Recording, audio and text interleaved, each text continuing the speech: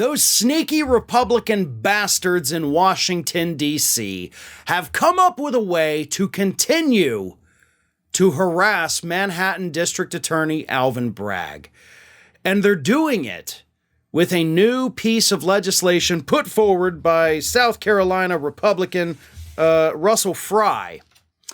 And Mr. Fry's legislation would actually move any prosecution, any investigation of a former president of the United States, any of them, right? I mean, it's not specific to just one. It could be any of them.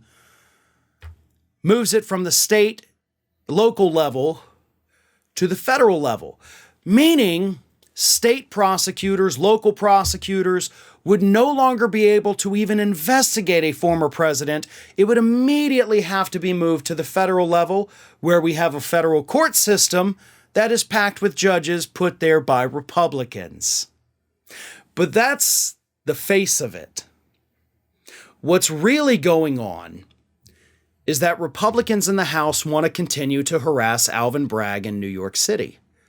But they know that they can't subpoena him to come down and talk to them because they have no jurisdiction over him.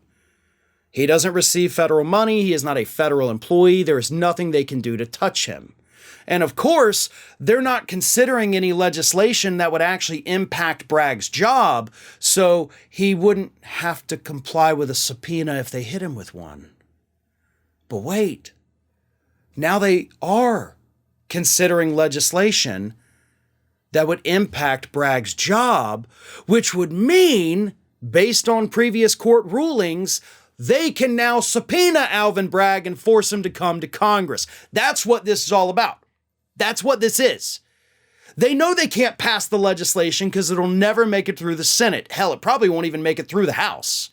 But as long as the legislation is pending, as long as it has been proposed and written, then if they subpoena Alvin Bragg and he goes to court trying to challenge the subpoena, saying they have no grounds to do it, these Republicans then get to go to court and say, hey, we've got legislation we're considering, and Alvin Bragg is the kind of guy that knows about what we're doing, you know, because he's prosecuting a former president, and we've got former president prosecution legislation, so therefore our subpoena is legitimate, and he should have to come in.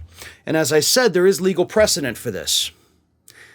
What goes around comes around, unfortunately, and the Democrats in Congress, who spent many, many years trying to get their hands on Donald Trump's tax returns, they did the same thing, basically.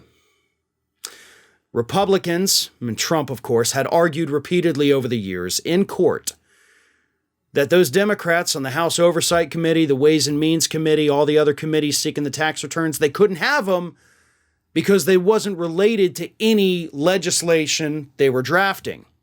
So Democrats got clever and they said, aha, but hold up. We actually have legislation that would change the rules for auditing presidents with the IRS. Therefore, we need his tax returns. And the court said, you know what? You got a valid legislative reason. So we're going to say Trump has to comply with the subpoena and turn over the documents. It's the same thing here. It sucks, but that's what it is.